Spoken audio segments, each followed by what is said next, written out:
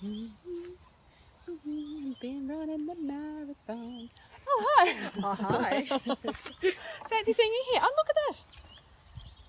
Mum. Hello, Hello. I'm Jill. I'm Carolyn. We're from Champagne Cartel, We are. and today we're drinking champagne We are. to celebrate a very, very important moment, and that is Carolyn completing her first marathon. Oh. Hurrah. Yeah, I don't wear this all the time. Well, Yes, you do. there were people actually in my hotel this morning because I stayed at the Gold Coast where it was run, and there were all people walking around the hotel with their I ran 42-kilometre shirts on and their little medals and stuff, and I thought, oh, good luck to you. Oh, but why wouldn't you? Seriously. Because it's a bit weird. So, congratulations. Thanks. I'm going to top this up a bit I'm more. just going to drink mine. Very impressive. Thank you. Today we're just going to do a little debrief and a little bit of a wrap up. I'd like to know how you feel right now. I have sore legs, but I feel great. I feel like, I don't know, it hasn't really sunk in yet, I suppose, but I feel really ridiculously proud of myself, and you know, like I've just ticked off a really massive thing, and I'm really pleased and excited. And I was thinking while I was doing it that it's sort of like childbirth in that like you don't know what it's going to feel like until you do it, until you're in the midst of it. And it's really long and painful. And arduous. And much like childbirth, you're in the middle of it going, I can't believe people do this. and you're going, I can't do this. Oh, I can't do this. But you know what's awesome about a marathon compared to childbirth is that at the end you get to just go and have a big sleep. Winning. That's awesome. Well, you know, very proud of you. Thanks. Very impressive. Thank you. So tell me about the day. So Well, I got to the Gold Coast the day before with my mum and my kids, and what was awesome was that I went and caught up with my coach Zoe from Operation Move, and she gave me a nice little bit of a pep talk, and you know, just told me to keep in mind to respect the distance. You know, it was a distance I hadn't done before, not to get too excited and run out too hard, and you know, all that sort of stuff, which is a really common mistake that people make. And just reminded me. And just on that, can I just interrupt there? Stroke me? Yes, sure you can. Because I know that you're so goal oriented, and that you had, you know, there was probably a part of you that also wanted to run to get a certain time. Totally. Because you're very just so driven. And I know for you that somewhere in the back of your head there would have been a time, and there would have been that. So for you to actually take heed of what Zoe was saying and really be aware of that, I think is great. Yes, and I think my main goal, above and beyond all times, my main goal was to enjoy the run so much that I might want to do it again, because I have a tendency to push myself to achieve a certain thing and then never want to do it again because it wasn't fun. So my main goal was to enjoy it so much I would want to do it again. And then I had a secondary goal in my mind, which was a certain time that I was 7 minutes outside of, but I know that, you know, I stopped to say hi to friends who had come. I stopped to hug my kids who were cheering me on at a certain point. I stopped to go to the bathroom like 4 times. And all of that was, and I, you know, it was really cool actually, because there's all these people come out to cheer you on and stuff, which is amazing. And there's kids everywhere, like with their hands out to high five, and I was fully into all that. And I just had a ball, you know, most of it. And that was so much better than achieving a certain time. I couldn't ask for a better experience. That's awesome.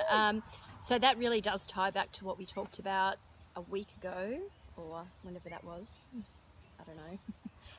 Before marathon. BM. And we talked about how you were going to make sure that you really were in the moment, and that you really felt it and experienced it and lived it and enjoyed it. And it sounds like you really did that. I did. Great. And there were a few times I had in my head, any time that it started to get really hard, I just kept thinking, you're running a marathon, you're running a marathon. This little thing, look at you, you're running a marathon right now. So awesome. that was my little, go-to for when things got hard, because, any big thing that you have going on in your life, and I kept relating to childbirth, when you're going through all that sort of stuff, it seems like the blink of an eye when you look back afterwards. And I know at the time it seems huge, so I just kept thinking this is going to seem like nothing later. So I'm just going to keep on going. Fantastic. And so the moment, tell us, blow by blow, the moment that you... It was a really long time. No, not the whole thing. That was hours. When you crossed the line. So you could see the line there.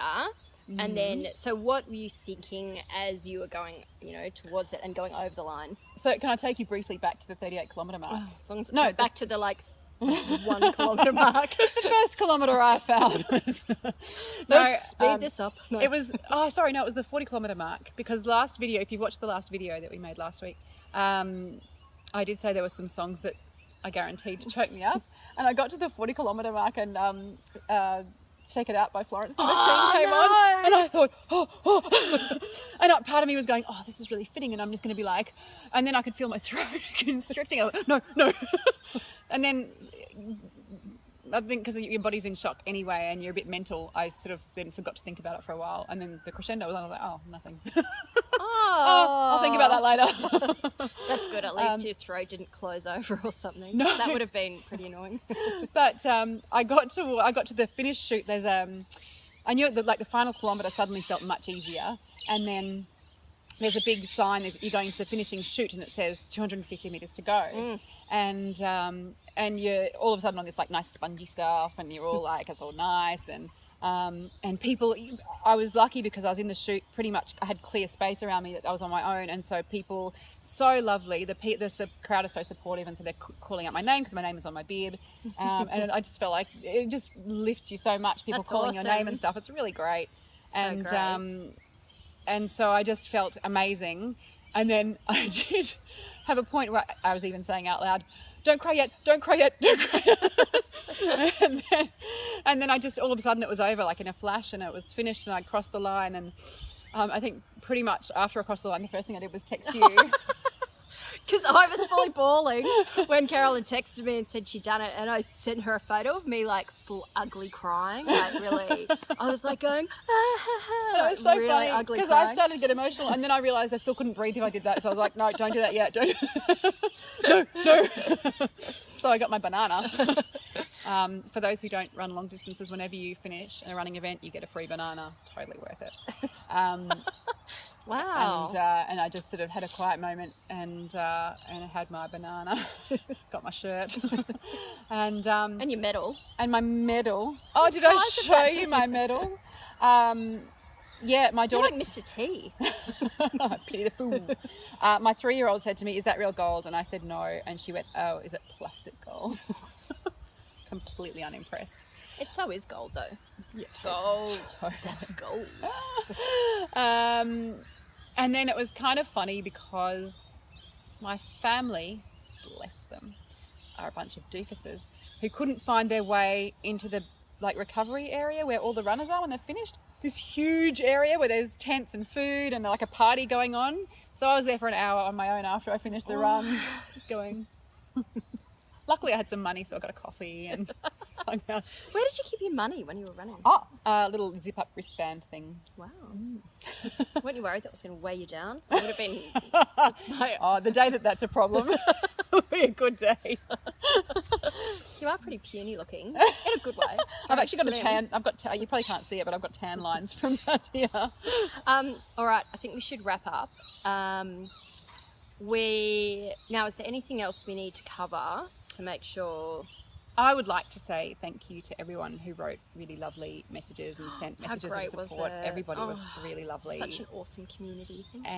Thank you. Every single person that said anything nice to me, or even remotely rude,